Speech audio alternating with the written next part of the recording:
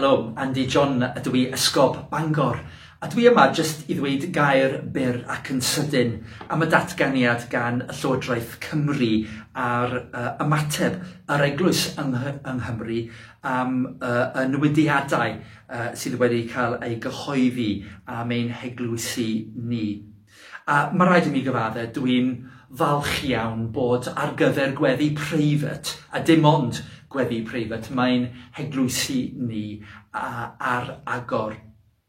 Nid yn llwyr wrth gwrs, mae'n waith i wneud i paratoi ar gyfer ail hagor ein heglwysi am weddi preifat. Ond efallai dyma'r cam cynta wrth i ni edrych i'r dyfodol.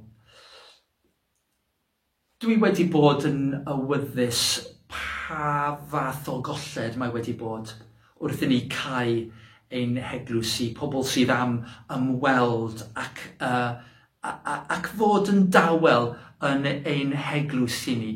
Mae wedi bod yn trawiad ac yn golled mawr i ni.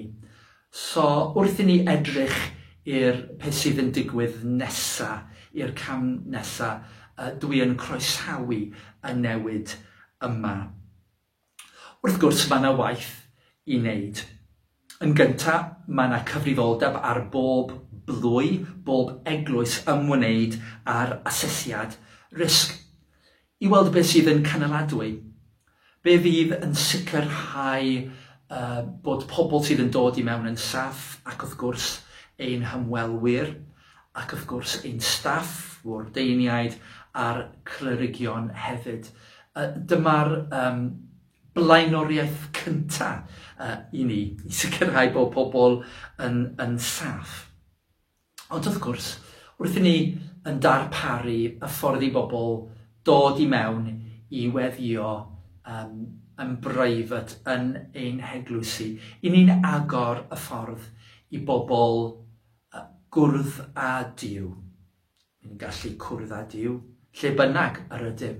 Ond wrth gwrs, mewn lle sanctaidd, dod gyda'r gweddi ac yn rhannu rhywbeth arbennig i Dduw. Dwi'n falch iawn ac mae rhaid i mi ddweud gair o ddiolch i'r Llywodraeth Cymru sydd wedi gwneud yn bosib i ni wneud y cam yma ac wrth gwrs yr eglwys yng Nghymru.